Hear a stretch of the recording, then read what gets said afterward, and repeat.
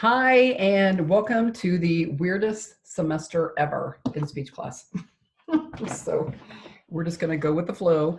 I thought you'd get a kick out of me wearing my Springfield Where Dreams Come True t-shirt today because Springfield is where dreams come true.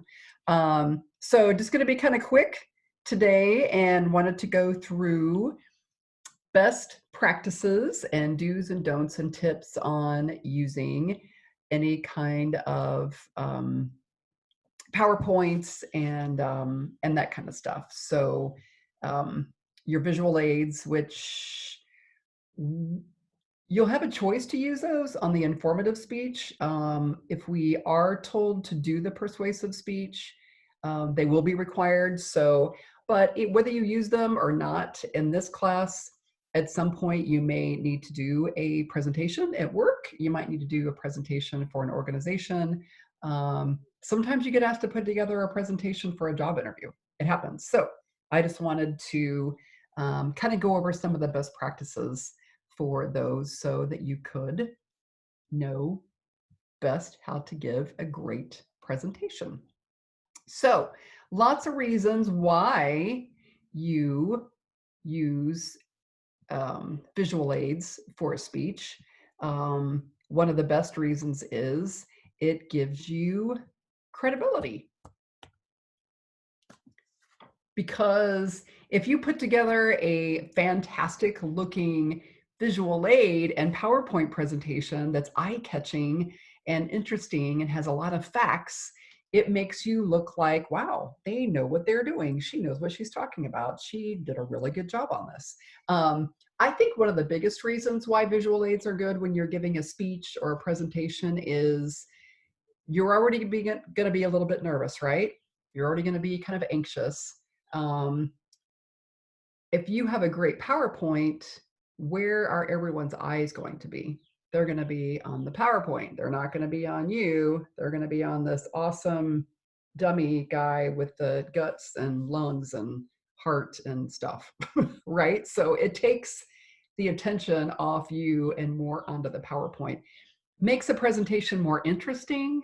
And I think for retention, you tend to remember things a lot more clearly if you see them visually. So if I just tell you a fact, say for example, gosh, 373 people were killed in car accidents last year in Missouri because they texted and while they were driving. But if I showed you a picture of a car that was completely decimated and I told you this was just one of the people that were killed in a car accident last year because they were texting and driving, you're going to remember that. And the next time you get a text while you're driving, you're going to remember that picture and go, I don't want to be that person. So it does help you remember. Visual helps you remember a lot more than just audio. And it can be very persuasive. That picture of the wrecked car can be very, very persuasive. So lots of different ways you can do visual aids. You can have an object, you can have a photo or drawing, you can do graphs and charts, you can show a video. Sometimes the speaker is the visual aid too, depending on what I'm demonstrating or what I'm showing. I can be the main visual aid. And then you've got your presentation technology, your slides and PowerPoints and Google Slides and all that kind of stuff too. So something to keep in mind if you're showing photos. I don't really recommend holding up a photo during a speech unless it's going to be blown up big, like even bigger than 8 by 10. Not always a good idea to pass pictures around while you're speaking because where's everybody's eyes and attention going to be while you're speaking? They're going to be looking at that picture, right?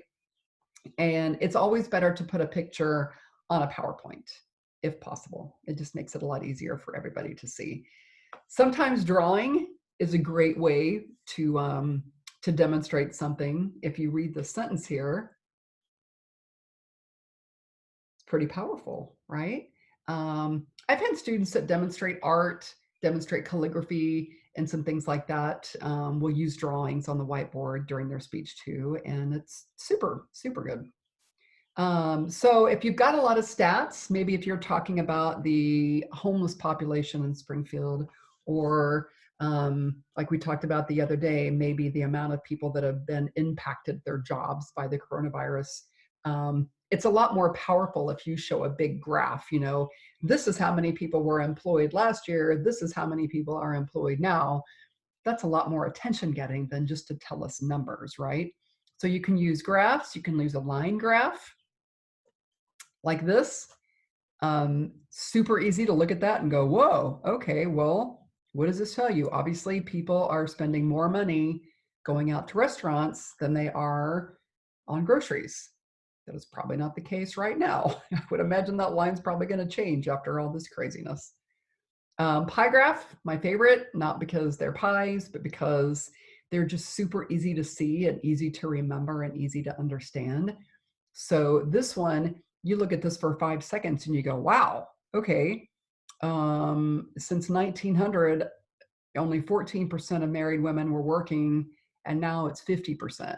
I bet it's even higher than that now in 2020. But that graphic there makes it really easy to see and remember and retain that information. Bar graphs, good to compare different things. I mean, even a kindergartner can go, wow, look, the purple line's bigger than the blue line and the red line. Makes it really easy to contrast and compare different things too. Charts, you can always use.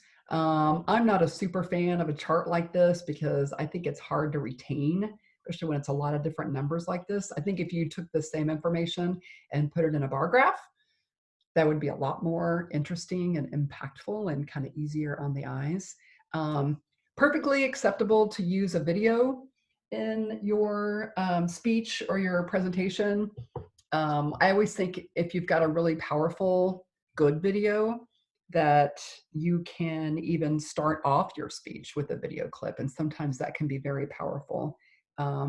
Just make sure that it's good quality, you've got it ready and queued up, and test out your equipment, your computer first, and make sure that it's going to work.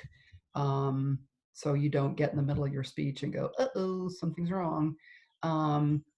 Obviously, if you're the visual aid and maybe I'm demonstrating or on somebody else how to do, you know, chest compressions, maybe I'm demonstrating how to do acupressure on your hand to help get rid of a headache, I can show you to do this. So that's something you can do too. So PowerPoint, Google Slides, I think are getting to be more and more popular now. It's a great way to combine audio, visual, video. I would definitely not, sometimes people get kind of carried away and try to make their slide presentation really fancy and have all these crazy transitions and whoosh, whoosh, and slides blowing in and slides blowing out. Not a good idea. It takes away, it's really distracting. So really the best advice for using slides for a presentation is keep them super simple, clear, bright, easy to read. So just some tips. Like I said, keep them simple, keep the font large. I was always taught no more than 3 bullet points or 3 lines on one slide. Try to use a picture or a graphic on every slide if possible. This one is probably a perfect example of a beautiful slide. Great headline, you can see, beautiful picture, it's bright, catches the eyes, looks good. And then 3, boom, boom, boom, 3 facts. You don't have a paragraph, you don't have a whole sentence. It's just very quick and easy to read. So your fonts, you just want to keep them consistent, use the same font throughout, use big ones that are easy to read. You don't want to change and use a different font on every slide. So stay away from your crazy ones like your Blackmore, your, what's the one, Wingding cartoon. You want to stay away from all those and use just your really easy to read, more effective ones like Arial, Cambria, Verdana, Times New Roman. Those are always way better to use. Make sure that when you put text on your slides that there is a good contrast, either really light to really dark, like this white on the purple, the yellow on the purple, or dark on light. So the rest of the slide here that's black on white, that's usually the best things to stick to. Where people get in trouble is when they try to get fancy and put yellow on light blue, and then you have trouble reading it, or even black on orange. Use either super light and super dark and contrast those, and you're always going to have better luck. Pictures, just make sure they're big, high res, they look good, they're not blurry, there's a title. So last part, just some things to keep in mind.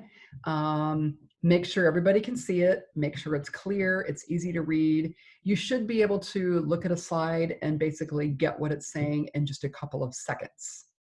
So that should tell you no long sentences, no long paragraphs, just bullet points. When you're presenting the slide, you don't want to read off the slideshow. You want your eyes on the audience. You want to give eye contact, and you need to practice. Giving a speech and using a PowerPoint kind of kicks it up a notch. You've got another level of things to think about and things to worry about in your timing. And it's easy to get nervous and forget what slide you're supposed to be on and lose track. But the more you practice, the more it's going to be a lot easier for you. And lastly, especially if you've got some kind of video or audio component in your slides, you definitely want to make sure that the computer's set up right, that the clicker's working, the sound's up, and all that kind of stuff too. So you don't get in the middle of your speech and go, oh no, this is not working. So hopefully that helps, gives you some ideas. And I'm hoping one of the speeches that you'll do this semester, you'll be able to use a visual aid, but if not, at least now you've got some things to draw upon when you do have to. So I wish you luck. I hope you're safe, and take care. Let me know if you need anything. And don't forget your speech topic proposal is due next week. It's posted under assignments. If you have any questions, just email me or text me, and I'll be happy to help you out. Thank you. Take care.